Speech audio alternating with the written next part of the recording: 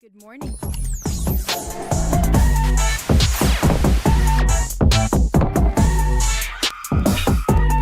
Hey, yo, what the? 10K TV. You're on. Hey, buddy. You're on. What's up, We're guys? Live. What up, y'all? 10K TV, we're live. Status Goal, branch off. We're live talking some Vikings football. We will do a little bit of a recap for you, and then we will talk about the game coming up this Sunday between the Bengals and the Vikings, the battle of the backups. And boy, I mean, what a week it's been since we last talked on Thursday. I mean, so much stuff has happened with the Vikings, outside of the Vikings. The injuries continue to pile up.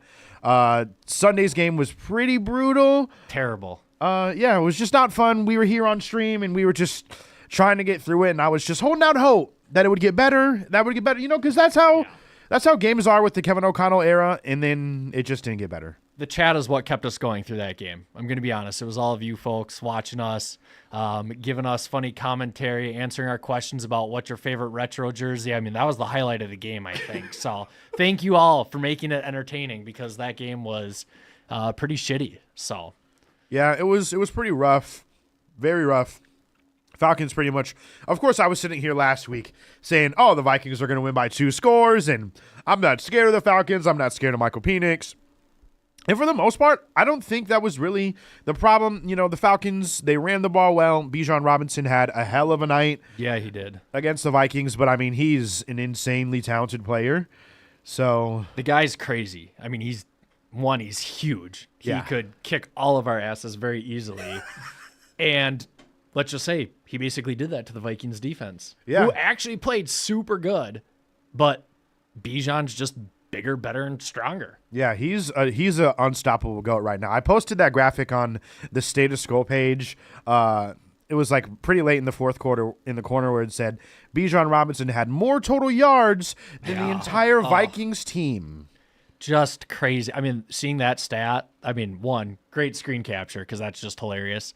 The other thing, too, that I'll say on just Bijan, I mean, former Longhorn, like, I don't know if anyone in the chat's a Texas Longhorn fan, but hook 'em horns, I guess. I mean, something's going. Arch Manning season, though. Ugh. Yikes. Yeah, that's definitely a thing. But, I mean, he worked us all night. Didn't have a touchdown, but it didn't matter because he just got him down the field when they could. And then, of course, a guy that we had let go, Parker Romo, drilling field goals all night. 5 field goals. 5 Insane. field goals. Every time that he was called upon, he made them. A couple of them got close, but he made all of his field goals.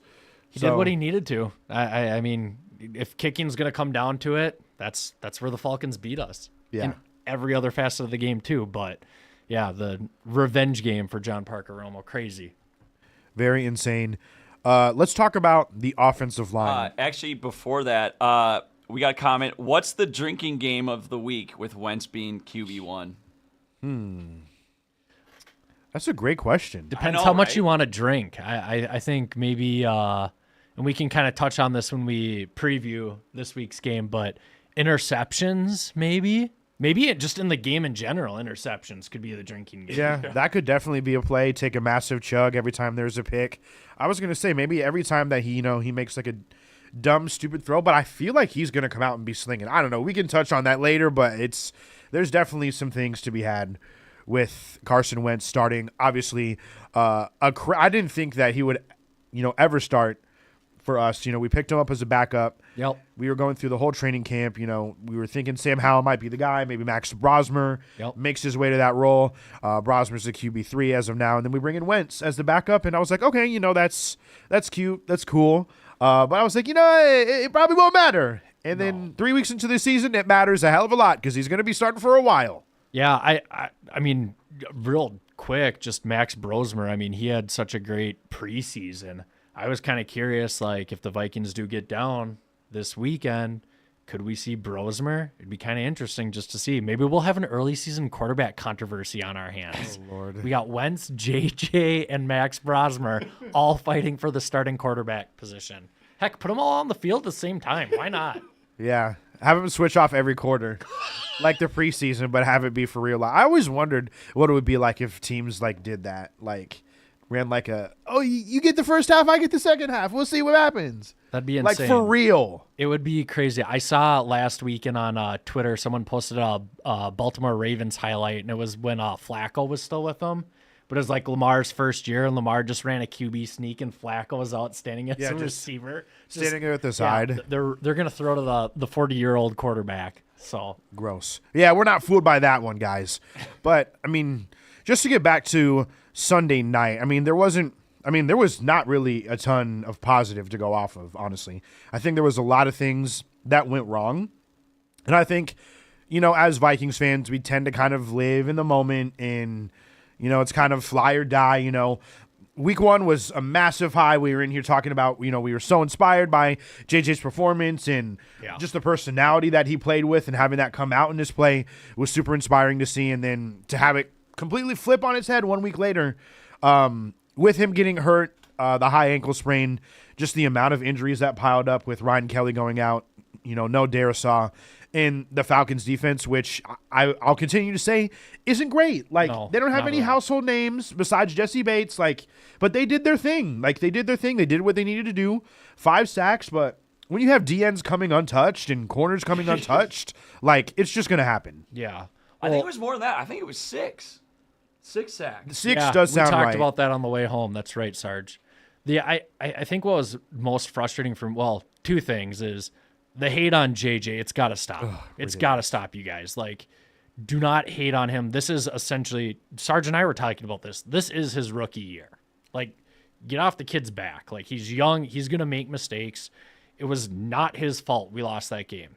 The other thing is the offensive line. For how much money we invested in revamping our offensive line this year, for us to get blown away, yes, we have injuries, but these backups, they did not do their jobs. JJ was under pressure all night, and he could just not get away.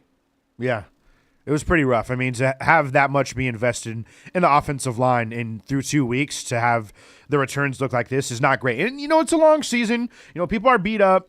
It's, hopefully things come around, but it's not a great encouraging sign so far, especially when you have, a basically rookie quarterback like J.J. McCarthy that needs to, have time to process things. And I think that's another thing that we got to touch on too, is just KOC did not call a great game. No. It's just foolishness. And, we get back and we look in these short yardage situations. What are we doing running a slot fade deep throw on 3rd and 1 and then we punt? Just run the damn ball. That's when you need to run the rock. Well, and I think Sarge mentioned on the stream, but I think early on in the game, I think it was the first quarter, it was for sure the first half, is we went for a 4th down. Yeah. And it seemed kind of like a questionable call. And if I remember, we tried Was that the half-assed tush push? Yeah. Oh, it God. Just did not go as expected. And let's just call a spade. The Vikings can't run a tush push. No. I've never seen Nobody us run can. There's 1, maybe 2 teams in the league that can do that. So I don't know why everyone's trying to do that. It's stupid. Can we just don't get cute. Just pound it or do something that is going to work. Yeah, if you're willing to get there and go and touch the guy's butt that you've been wanting to, just sign up to be a backfield representative of whatever NFL team you want to be. Sarge just filled out his NFL application. Yeah, you know me. Yeah, but it was just not a great night. It was really tough to sit there and swallow. And I hate when we have these primetime games and you get so excited, you get so jacked up, you wait all day, and it kind of just feels embarrassing as a fan to have the games go like this. And it's happened a lot as Vikings fans. But I feel like, it's kind of one of those things where it's either, one way or the other. It's hot and cold. It can never just kind of be a normal, okay, we got there kind of game. Holy shit. It's never easy, especially these past couple of years. It seems like every game is always close. And I feel like that's going to be one of the key components of this season. I think the Falcons game is going to be an anomaly, but going forward, I think the Vikings will be in 1-possession games, 10-point games, and we're going to have to find gritty ways to win. Yeah, gritty ways to win for sure. And I think that's definitely something that we've done just throughout the course of KOC's tenure is just win gritty games. So it's definitely in this team's DNA, and I'm not concerned. But, I mean, definitely coming out of Sunday, it was pretty tough to see. Before we move on, I think we have to kind of get a gauge on the panic meter. And like you said, you mentioned the game was kind of an anomaly, but some of these injuries are starting to linger. We're having some people go on IR. Blake Cashman, Ty Chandler, Aaron Jones went on to IR this week. Obviously, you're going to have JJ out for 2 to 4 weeks, pretty much through the bye with that high ankle sprain. So kind of what is your panic meter right now, Johns? So in the graphic that I had created, I think I'd put us at, about a 500 team. So kind of right in the middle of the road. I mean, that's what our record is. But I mean, you hit on it. So I actually have it pulled up here, but the Vikings injury report. So going to just run through this really quick for those of you that don't know. Darisaw did not practice today. No. Not good. Grenard, good thing. He practiced in full capacity. Donovan Jackson, Theo Jackson were both limited. Ryan Kelly did not practice. And then we got a plethora of guys that were limited that are key contributors. Jeff Okuda, he was a full participant today, but then we have Harrison Smith was limited, Andrew Van Ginkel was limited, and Austin Keys. And, with a guy like a Keys last name, I mean, he's obviously a key in some aspect. So it's frustrating to see that injuries are already taking effect on this team. Someone tweeted earlier today that this could already be the downfall of the Viking season and that we should already be playing for next year. Let's slow our roll a little bit. It's 2 games. Like we're a 500 team. There are some positives. There are some negatives. This is what I fully expected though in this season. What do you think, Age? Like where's your panic meter at? I mean, it's super early. Like we're literally 2 games through the season, but the amount of injuries that are piling up, I kind of have to probably put it like a 3 or a 4. Like, it's kind of, not much, but it is something. And it's not that it's getting dicey, but like, you've got time to kind of get healthy and figure things out. You got some easier opponents coming up. And then after the bye, things really ramp up. Like if we had, the schedule that we do after the bye coming up right now, I would be a lot more concerned. Yeah, totally. With, those teams like the Eagles, like the Ravens, like the Chargers coming down the barrel, like they are going to be in October. So, the injuries do concern me, but I think Harrison Smith could find his way back into the lineup any day now. That'll be a huge addition. I mean, that's almost getting a free agent at that point in time. Yeah. Yeah. So, I mean, with the addition of Harry and Van Ginkel, I mean, those 2 right there are going to be huge. Once Darisaw comes back, it's going to be amazing. Like, just having him there makes a hell of a difference. So, Ryan Kelly's always kind of missed some games when he's had some concussions. So, I think it's kind of just feeling that process out. But, you just got to wait for people to get healthy. And hopefully this isn't one of those things where it kind of stacks up on top of itself 100%. With the injuries. So, no snowball effect for the injuries. Sarge, curious your take while you're producing. What's your panic meter at? What are you kind of thinking as we head into week 3? I am not panicking at all. Mine's a 0, guys. He never panics. No, I never panic. I don't do that. I'm not worried, honestly. I have so much faith in KOC. I'm not. It's not done. But honestly, my biggest fear is that Carson Wentz is good, and then JJ's confidence is just ruined. That's my biggest one. But we got a couple comments here. I love this. Get to 'em. Lucas, panic meter set to Carson Wentz. Couldn't agree more with that statement or that comment. He followed up with O-line struggling, Bradbury and Ingram getting good PFF grades. O-line coaching issue. Yeah, you can get good PFF grades on the fucking Patriots and the Texans with their shitty-ass O-lines. I don't care. Like, they were so bad for us anyway, and then we let them go, and they're like, oh, their PFF grades were good. Like, shut up. You didn't care. You want them gone. We all did. You know who we should see if he's available right now?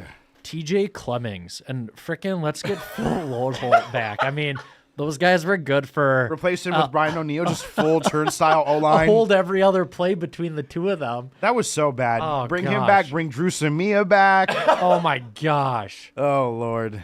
That was... I mean, thank God we're over those days. And, playing backups, it's never going to be great. But, I mean, the left tackle situation has been brutal. And then... It's down to Rouse or Ruse now. And He's going to play Sunday for sure. That's what I've been hearing. That's what I've been hearing as well. So let's wait and see. But I mean, that's Sorry to cut you off. This is such a good comment. I still think Matt Khalil can be great. Third overall pick, God. right? yeah, drafted 13 fucking years ago. He's on his couch. So when I was doing some prep for the show today, I actually have a question for both you, Age, and Sarge. Alrighty. All right. I love questions. From an NFC North quarterback standpoint, what team in the NFC North has had the most starting quarterbacks to play a minimum of 10 games played since 1992? I'll give you a hint. There's 4 options you can choose from. All right, Age, let's hear it. This is a thinker right here. What? Interesting. It's like what team? Yeah, what team has had the most starting quarterbacks since 1992? The Lions? It's got to be the Lions. I'm not going to share the answer yet. That was my gut too. Chat saying the Bears, but I'm going with the Lions with Age. I'm on Age on this one. You know what? I said the Lions, and then I was like, oh, it might be the Bears.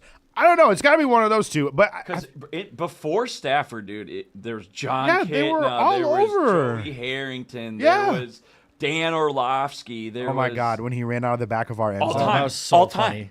All time. But Insane. what is it, Johns? What is it? Well, one, the Dolphins almost took it to the house on the kickoff.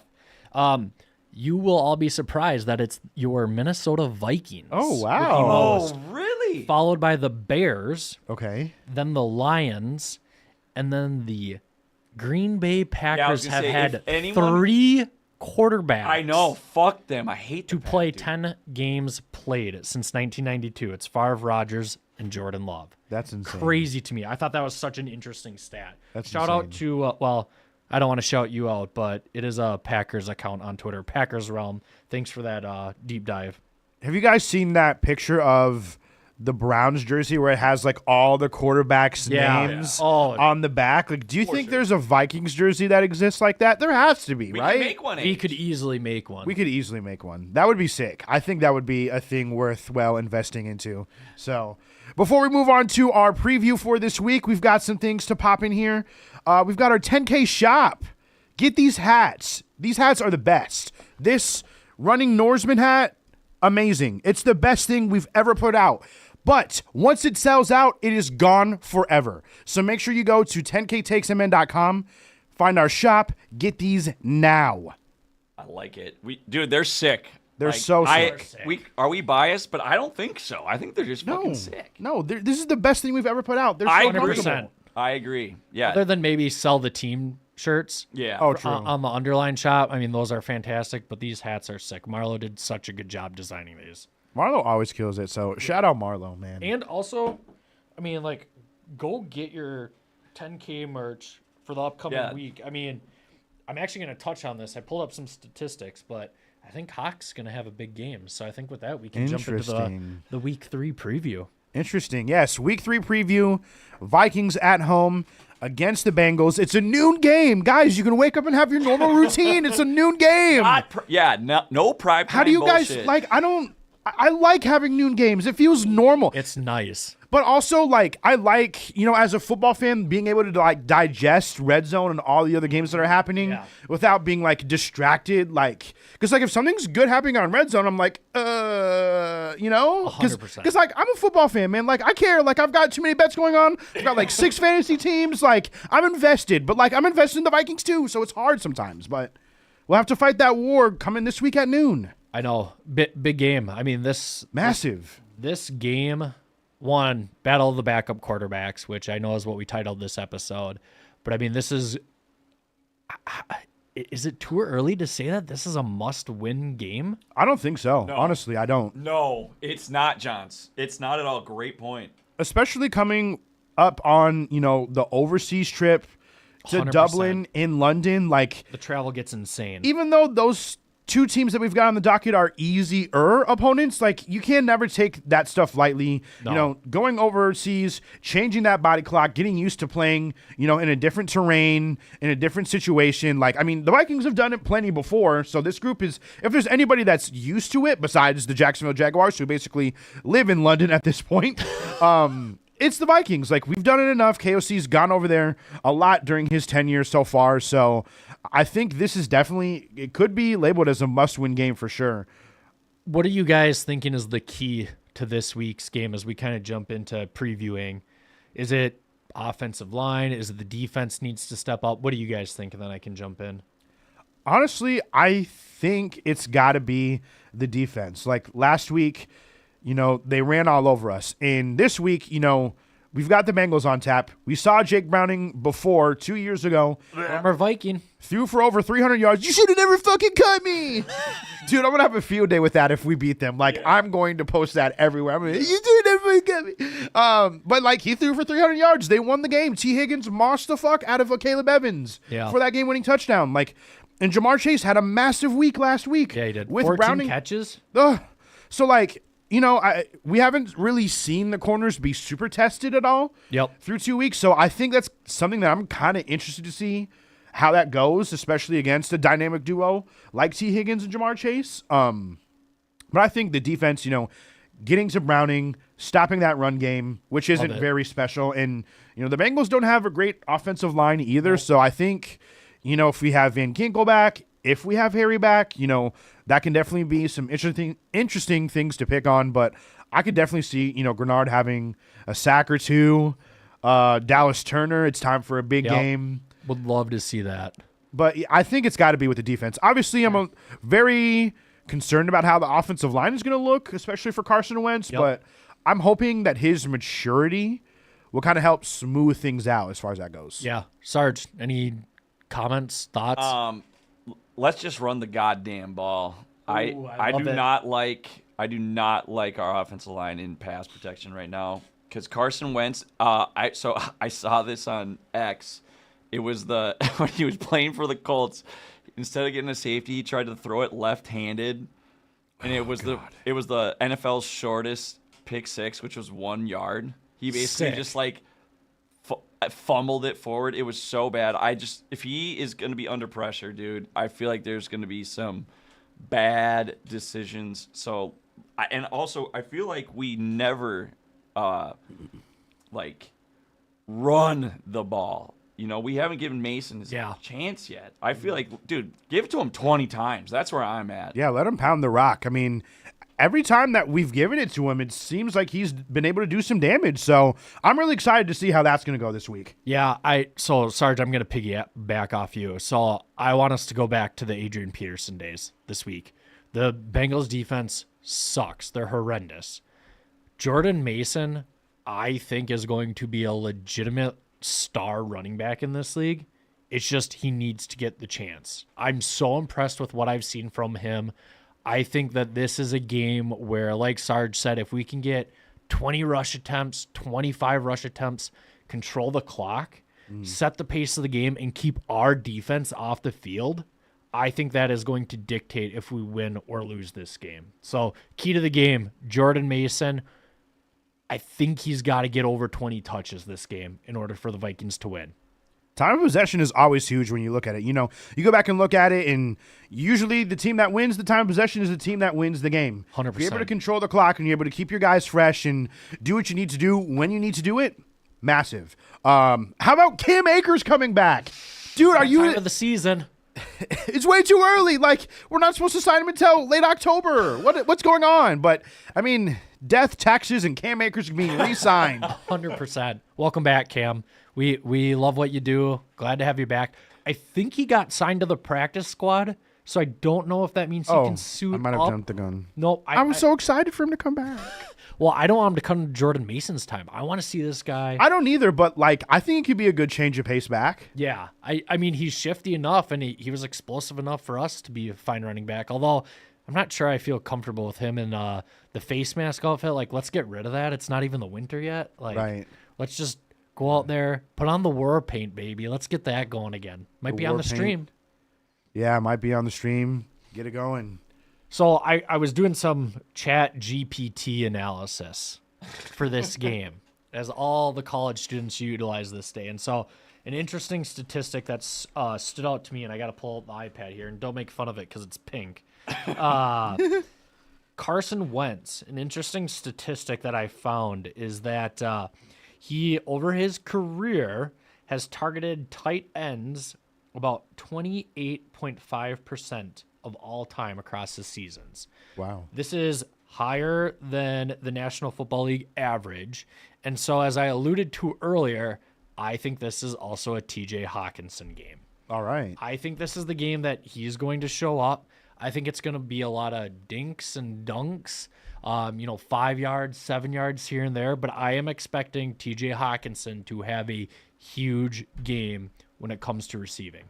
I like the sound of that. We've been waiting on the Hawkinson blow up. I think everyone kind of felt like it was going to happen right away, and then it just hasn't. And I think a lot of people have been really overly critical of TJ Hawkinson, which I don't love, but I get it. You get paid a lot. He's one of the highest paid tight ends in the league, but he is coming off an ACL tear. I mean, that's kind of old news, but you got to give him some time to warm back up and get back into the swing of things. And it's TJ Hawkinson. We've seen what he looks like. He's not the biggest dude in the world. His legs are not the biggest in the world. You got to give him some time to, no pun intended, get his legs under him. Come on. What are we doing? So he's got to start doing leg workouts with Sarge. Yeah, that's 100% what it is. I actually might have the skinniest legs in the state. you beat him? Yeah. You got him beat? That's I got crazy. them stork legs, Age. How about on the other side? So the opponent. So they're coming in with their backup quarterback too, Jake Browning. Played for the Vikings for a little bit, brief stint. Was a decent college quarterback, looking up some statistics. He actually had good stats. But what about the Bengals scares you? What do we need to game plan for? I mean, the obvious answer is probably Jamar Chase. Yep, number one. Let's take him out of the equation. What are we scared about, or what should we be fearful about the Bengals?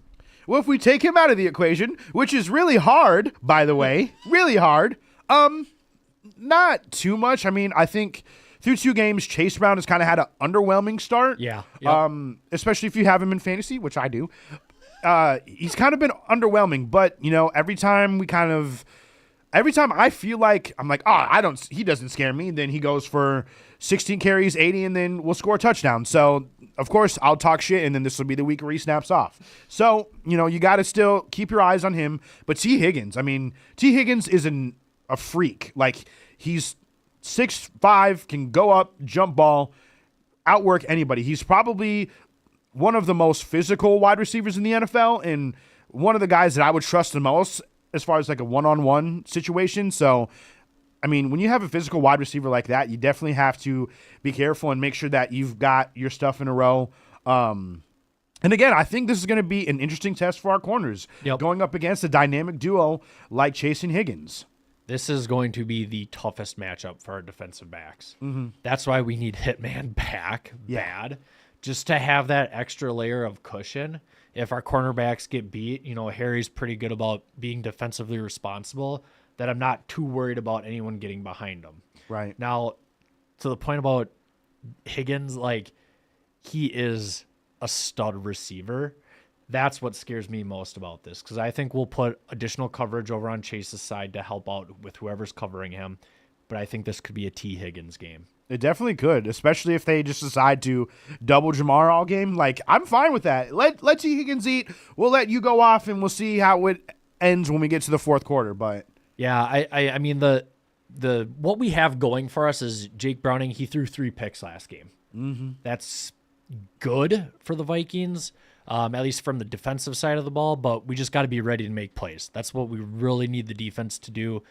This would be a huge game where a defensive touchdown could swing the momentum of this game. So let's hope that someone has been practicing catching balls on the defensive back side, because that's what we're going to need. We're going to need a pick. We're going to need a play from our defensive backs this weekend.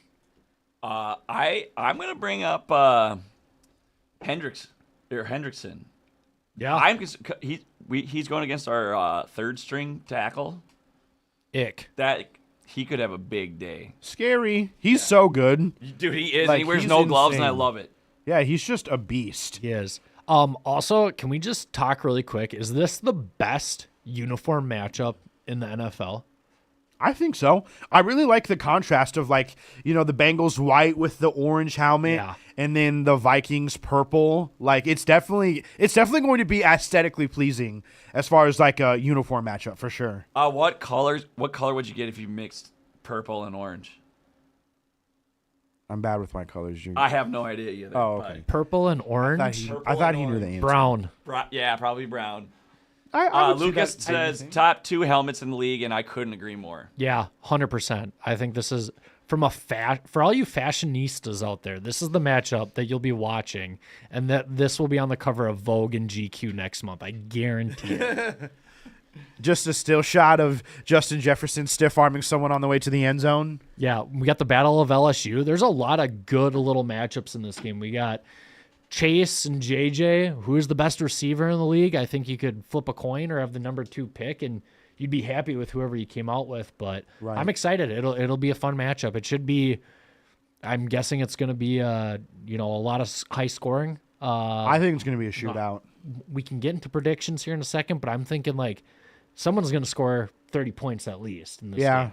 Yeah, for sure.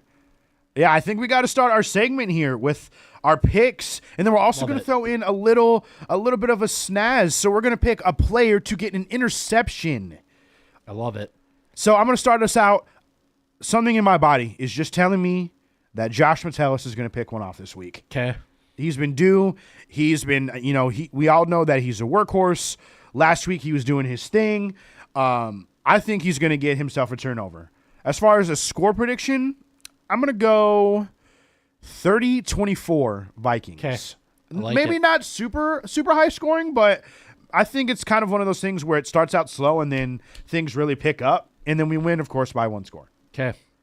I got the Vikings winning 34-30. All right. It's going to be just a bunch of interceptions, a bunch of scoring. In terms of the interception, I'm going to go that Hitman gets his first interception of the year in his first game back this weekend, Yes. and he's going to take it to the house. Oh, pick 6. Yep. I love that.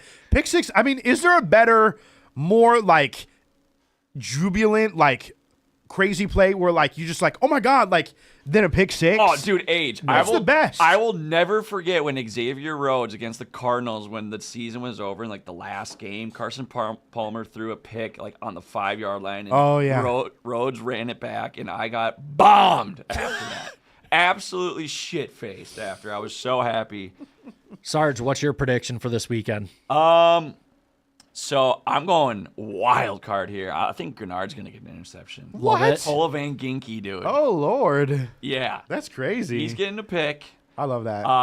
And I also think it's going to be high scoring, but I don't think as high. I think I'm going like 28-24 Vikes. Okay. Okay, so we all got Vikings this weekend. Yeah, I do. I feel somewhat good about this game. Like, I do think Carson Wentz will throw. I think he's going to go 2-2. I think he's going to throw a couple touchdowns and then throw some Couple picks. picks. Or at least a fumble. What do you Maybe the trifecta. How many yards do you think Wentz throws for this week? this Ooh, weekend? I like that. Age. How about this? We'll go over under 217 and a half. I was literally just going to say I should check his line. Yeah. Look, Just to hey, get a might as well gauge, shout out Underdog here, Age. Yeah, so on Underdog right now, Underdog Fantasy, get your code 10K deposit match. Guys, I've been telling you all for years, Underdog is the place to be. Free picks all the time. And if you sign up, you'll probably get a free gimme pick. But they're doing free gimme picks all the time. And not just gimme picks, but profit boosts, discounts. There's rescues where if your player gets hurt, you have a chance to be saved. All this good stuff happening. Tons of different props to play on. So 10K promo code, download Underdog Fantasy. That'll get you a deposit match. You throw in 20, you'll get 40 to play with. So get on Underdog right now if you haven't already. If you haven't, like, you're asleep. Speaking of underdogs, I did pull up the pass yard line for Carson Wentz. It's 201 and a half. So higher or lower, boys. Higher. Okay. Higher. Lizard, higher. Lizard. Yeah. That's TikTok. He's throwing for 202. Okay. On the nuts. All right, you heard it here first. Sarge said 202. That'd be scary. No, I want him to throw for 302. No, I was literally going to say, like, I don't know. Is it, like, naive of me to think that he's going to come out and be, like, just gunslinging it? He's always been. I mean, he's not afraid to just huck it up there. I mean, that's kind of what's plagued him. I was looking at his interception stats, and Well, maybe get a little taste of last year, like Sam Darnold, you know? Yeah, he's gonna make some risky throws. He is a We'll ginger, just say that. so He's living life on the edge already. Do we think that Justin Jefferson has a big game? I know it's been pretty quiet for him through 2 weeks. Let's take a look at his line here and see. 72.5? I mean, that could be a massive buy low Wizard. spot for him. Yeah. Wizard. Higher. I think this is a game where I could see JJ having 100 yards. Oh, yeah, for sure. 100 yards and a touchdown, or maybe 120. Yeah, 6 for 100 tutty. I think like they're gonna have to utilize him, but like I said, I think this is a big TJ Hawkinson game, big Jordan Mason game. I think those are the keys to winning this weekend. Yeah. Let's pound that rock. Let's get to 2-1, baby. Bengals on tap against the Vikings. Thank you guys for joining us.